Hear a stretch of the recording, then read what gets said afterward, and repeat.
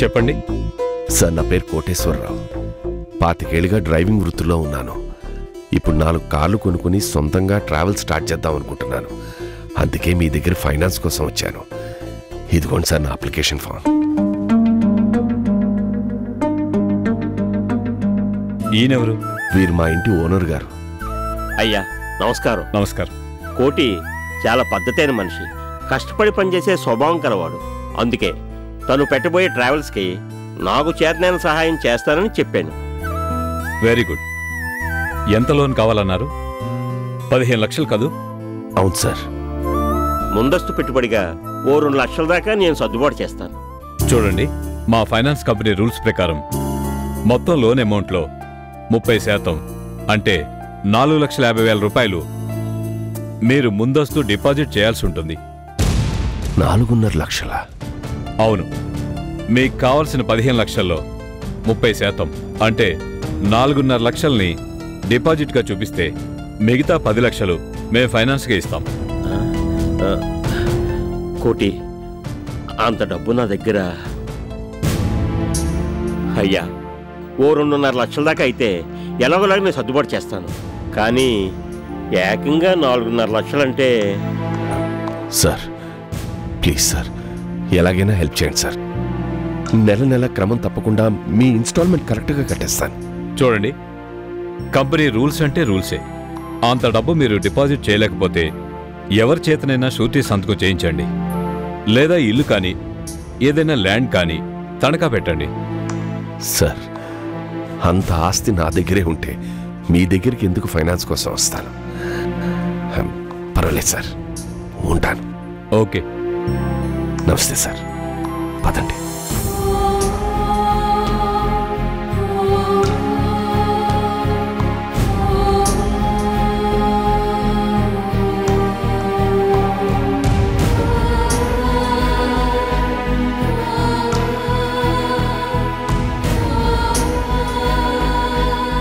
Sorry కోటి, నిజంగా నా దగ్గర అంత డబ్బు...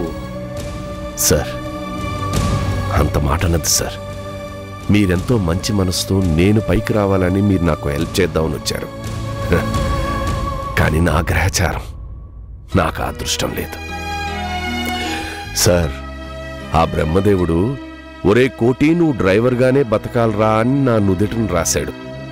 మరి నేను ఓనర్ని కావాలని ఆశపడ్డం తప్పే కదా sir.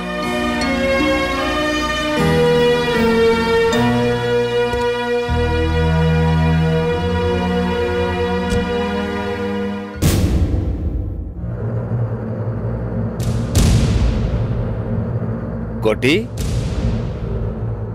Koteswararao, am I right? బానే గుర్తుపెట్టుకున్నారే, కోట్లు లేని ఈ కోటేశ్వరరావుని. గుర్తుపట్టకపోవడం ఏమిటి? అసలు మర్చిపోతే కదా. ఆ రోజు నువ్వు ఆవేశంతో అన్న మాటలు నాకింకా గుర్తున్నాయి.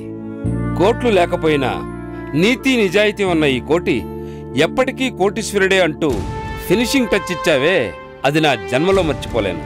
క్షమించండి సార్, ఆ రోజు ఏదో ఆవేశంతో చెప్పినా ఆలోచించదగ్గ మాటలే చెప్పావు. నీ మాటల్ని శిలాక్షరాలుగా ఇక్కడ రాసుకున్నాను. ఏదో నా మీద నా అభిమానంతో మీరు అలా అంటున్నారు. కాదు, నిజంగానే అంటున్నాను. ఇన్నేళ్ల నా జీవితంలో ఎంతో మందిని చూశాను, కానీ నిజాయితీ నిబద్ధత ఉన్న నీలాంటి వాణ్ణి చూడలేదు. సార్, నీతి నిబద్ధత ఉండాల్సిందే. వాటితో పాటు ఆవగింజంత అదృష్టం కూడా ఉండాలి కదా. పాపం మా కోటికి ఆ అదృష్టం లేదు. ఏమైంది కోటి? అబే ఏం లేదు సార్. అయ్యా, చూడబోతే తమరు చాలా గొప్ప మనిషిలా ఉన్నారు.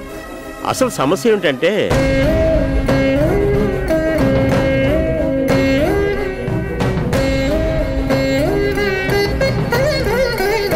ఇప్పుడు నీకు షూరిటీ కావాలి, అంతేనా? అవును సార్. కోటి, నీకు షూరిటీ నేనిస్తాను. సార్, మీరు నాకు షూరిటీ? ఏ, నేను షూరిటీ ఇస్తే నీకేమైనా అభ్యంతరమా? అది కాదు సార్, మీరు నన్ను చూసింది ఒకే ఒక్కసారి. పైగా నా గురించి మీరు పూర్తిగా తెలుసుకోకుండా... ఏం తెలుసుకోవాలి కోటి? 10 లక్షలున్న బ్రీఫ్ కేసుని భద్రంగా తిరిగిచ్చిన మనిషి గురించి నేను ఇంకేం తెలుసుకోవాలి? ఇంటి పేరు, ఊరు పేరు, ఒంటి మీదున్న పుట్టుమచ్చలు ఇవేనా ఒక మనిషి ఐడెంటిటీని నిరూపించేవి? కానే కాదు కోటి. ఆ 10 లక్షల్ని నువ్వు ఆ రోజు నాకు తిరిగి ఇవ్వకుండా నీ దగ్గరే ఉంచేసుకుంటే నేనేమైనా చేయగలిగేవాణ్ణా? ఇవాళ నువ్వు అదే 10 లక్షల అప్పు కోసం ఇలా తిరగాల్సిన అవసరం వచ్చుండేదా? దీని పేరే నిజాయితీ. ఈ నిజాయితీ ఉన్న నీకు ఆఫ్టర్ ఆల్ 10 లక్షలేంటి, 10 కోట్లకు షూరిటీ ఇచ్చినా ఎక్కడికి పోదు. ఆ నమ్మకం నాకుంది. సార్, నో, నేను ఫైనాన్స్ చేయటం లేదు, షూరిటీ మాత్రమే ఇస్తున్నాను. అది కూడా కోట్లు లేకపోయినా కోట్లంత విలువున్న నీతికి నిజాయితీకి కేర్ ఆఫ్ అడ్రస్ అయిన నా friend కోటేశ్వరరావుకి. Okay?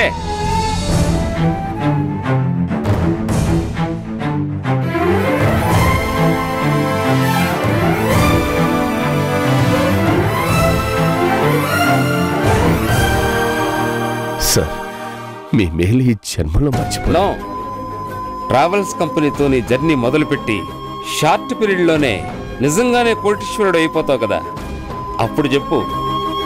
All the best. Thank you sir.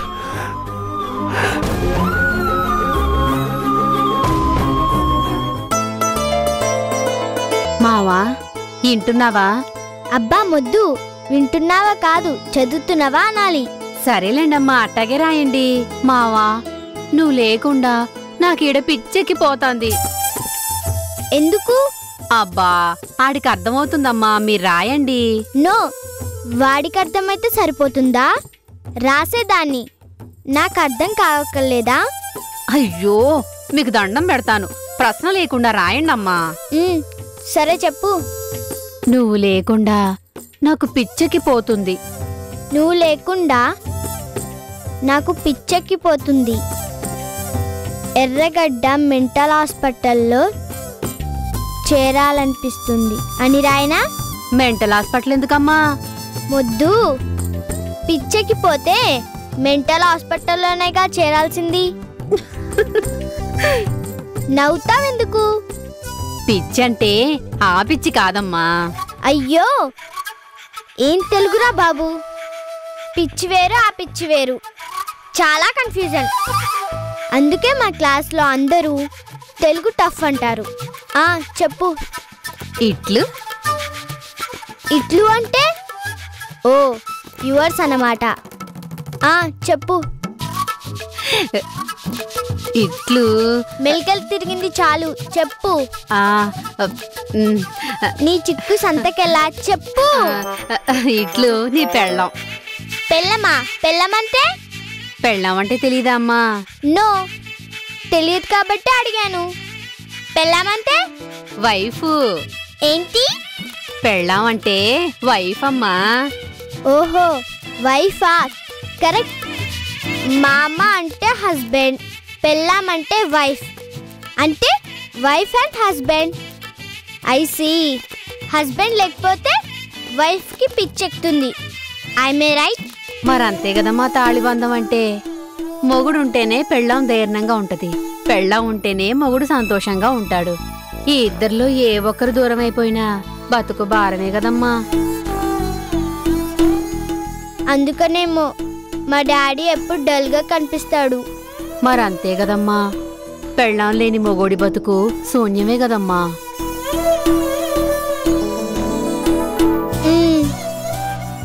అదే మీ అమ్మ బతుకుంటే పాపం అన్ని కష్టాలు ఉండేవి కాదు కదా, అన్నీ ఆమె చూసుకునేది. ఏం చేస్తాం, మగ పుట్టుక పుట్టి కూడా ఆడతోడు లేకపోబట్టి సెయ్యి కాల్చుకునే కర్మ పట్టింది. ఎలొత్తానమ్మా.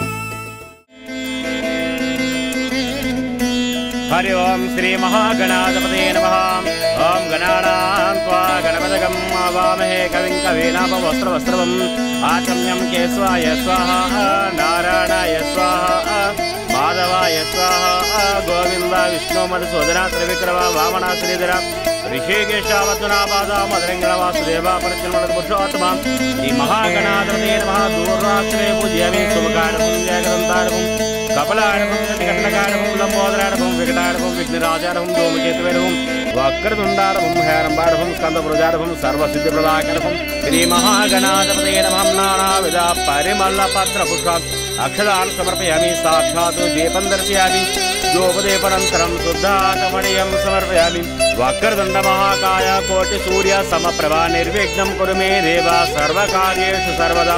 అందరూ హారతి తీసుకోండి. శ్రీ మహాగణాధిపతయే నమః. నానావిధ పరిమళ పత్ర పుష్పాక్షరాన్ని క్షిప్య రాజాదిరాజాయ ప్రసన్న సాహినే నమో వయం వై శ్రవణాయ కురిః సమే కామాన్ కామకామాయ మయం కామేశ్వర వై శ్రవణాతుం కుబేరాయ వై శ్రవణాయ శ్రీ శ్రీ మహారాజాయ నమః. శ్రీ మహాగణాధిపతయే నమః. అనయా ధ్యానమావాహనది షోడశోపచార భగవాన్ సర్వాత్మః సుప్రదో సుప్రసన్నో వరదో భవంతో బ్రువంతు. శ్రీ మహాగణాధిపతయే నమః. సమానాయ సహ మధ్యమధ్య అమృతపాణీయం సమర్పయామి. కోటి కాదు కోటేశ్వరరావు, ప్రయాణం మొదలు పెట్టబోతున్నావు. ఇక గమ్యం చేరే వరకు విశ్రమించుకు. మొత్తానికి అనుకున్నది సాధించవయ్యా కోటి. మీలాంటి పెద్దవాళ్ళ అండదండలు అభిమానం ఉండబట్టే కదా సరే జరిగింది. నీలాంటి మంచి వాళ్ళకి, కష్టపడి పనిచేసే స్వభావం ఉన్న వాళ్ళకి ఆ దేవుడు తప్పకుండా మంచి జరిగేలా చూస్తాడు. అంతేకాదు, అనుకున్నది సాధించేలా చేస్తాడు. పంతులు గారు, కాళ్ళ దగ్గరికి వెళ్తామా? రండి సార్, నువ్వురా.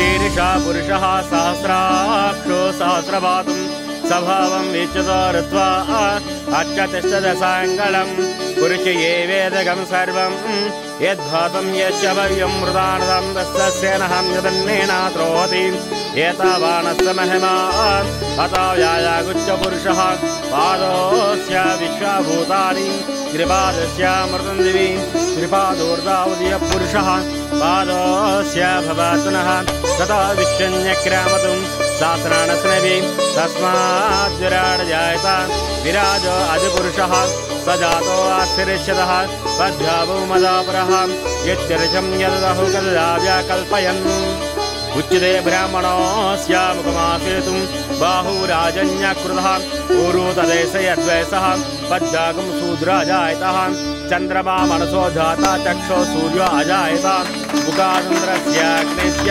ప్రాణాజ్వాయురజాయతః. హరి ఓం హిరణ్యవర్ణాం హరిణీం సువర్ణారజతస్రజాం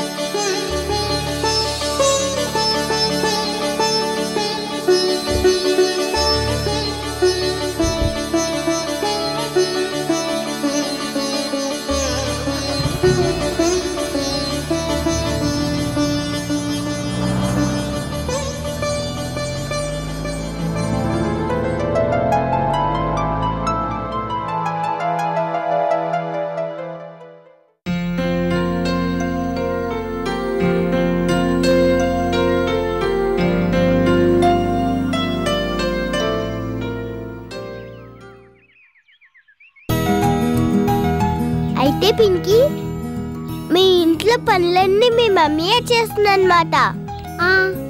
మా ఇంట్లో ఏంటి, ఏ ఇంట్లో అయినా మమ్మీలే పనులన్నీ చేస్తారు. మా మమ్మీ నాకు పొద్దున అవ్వగానే బోర్న్విటా ఇస్తుంది, స్నానం చేయిస్తుంది, జడ వేస్తుంది, అన్నం పెడుతుంది. అబ్బా పింకీ, నీకు కాదు మీ డాడీకి మీ మమ్మీ ఏమేం పని చేసి పెడుతుంది? అన్నీ చేసి పెడుతుంది. బెడ్ కాఫీ ఇస్తుంది, లంచ్ బాక్స్ ఇస్తుంది, ఆఫీస్కి వెళ్లే ముందు పెన్ను కళ్ళజోడు అన్నీ గుర్తు చేస్తుంది. ఇంకా ఇంకా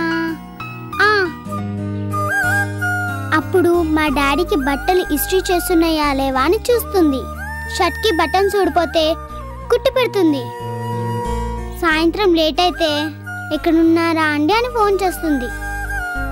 మా డాడీకి తలనొప్పిగా ఉంది అంటే జెండు బాంబు రాస్తుంది.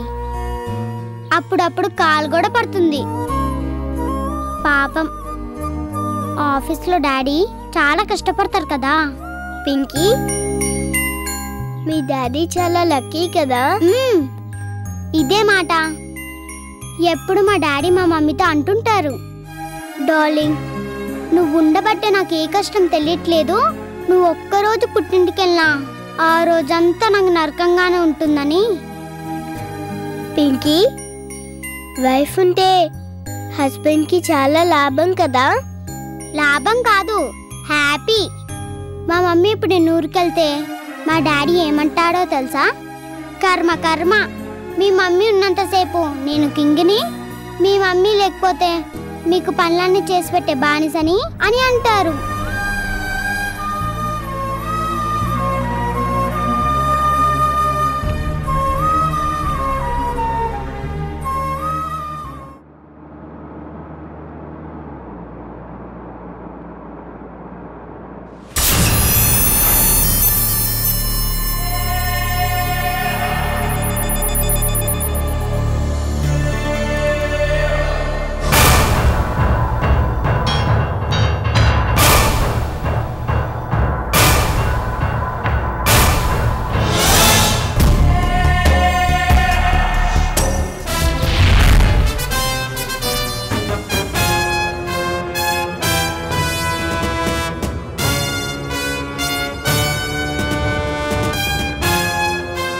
అంకుల్, నేను కొత్తగా స్టార్ట్ చేయబోయే బిజినెస్ ఓపెనింగ్ రేపే. ఇదిగోండి ఇన్విటేషన్. చూసారా, ఇన్విటేషన్ కార్డే ఎంత రిచ్గా ఉందో. ఓపెనింగ్ ఫంక్షన్ కూడా అంతకన్నా చాలా చాలా రిచ్గా ఉండేలా ఏర్పాటు చేశాను. చాలా సంతోషం.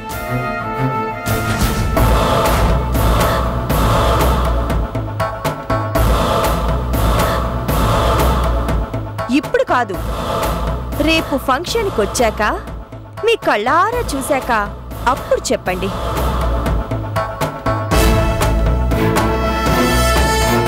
అంకుల్, చీఫ్ గెస్ట్గా ఎవరిని ఇన్వైట్ చేశానో తెలుసా? హోమ్ మినిస్టర్ని, ఇంకా district collector, city police commissioner, additional metropolitan judge, ఇంకా చాలా మంది గొప్ప గొప్ప వాళ్లే రాబోతున్నారు. మీరు కూడా తప్పకుండా రండి.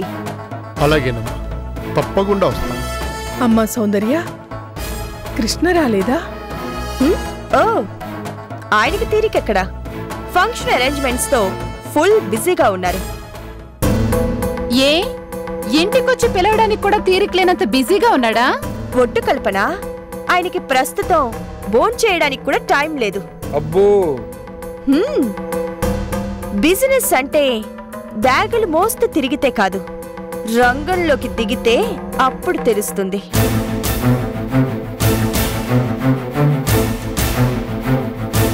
ఫోన్లేమ్మా, నువ్వు అనుకున్నది సాధించావు. చాలా సంతోషం. ఈ సౌందర్య అనుకున్న ప్రతి దాన్ని సాధిస్తూనే ఉంటుంది, ఒంటరిగా. అంకుల్, చెప్పడం మర్చిపోయాను. ఈ బిజినెస్ స్టార్ట్ చేయడానికి కనీసం మీ పేరు కూడా వాడుకోలేదు. అఫ్కోర్స్ మా డాడీ పేరు కూడా. ఎవ్వరి మీద ఆధారపడకుండా మా సొంత కాళ్ల మీద నిలబడి బిజినెస్ చేయాలని ప్లాన్ చేశాం. నేను మీ అబ్బాయి కలిసి. No sentiments, no emotions, talent, only talent తోనే సక్సెస్ ని సాధించబోతున్నాం. Good, very good, all the best. Thanks, it's my pleasure. Uncle, మీరు రారేమో అని పర్సనల్ గా పిలవాలని వచ్చాను. తప్పకుండా వస్తారు కదా?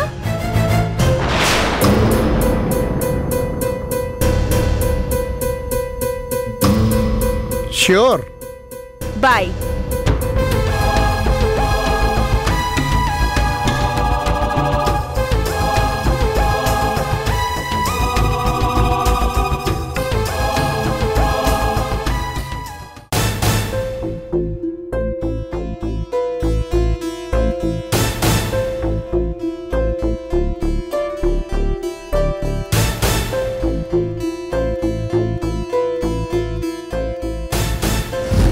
ఏం చేస్తాం, మగ పుట్టుక పుట్టి కూడా ఆడతోడు లేకపోబట్టి సెయ్యి కాల్చుకునే కర్మ పట్టింది.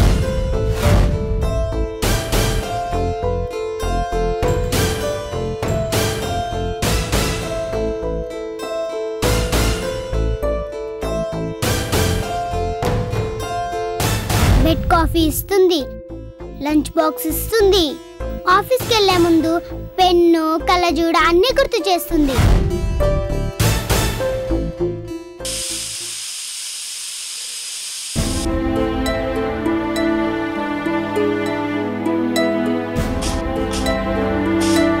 డాడీ ఏంట్రా?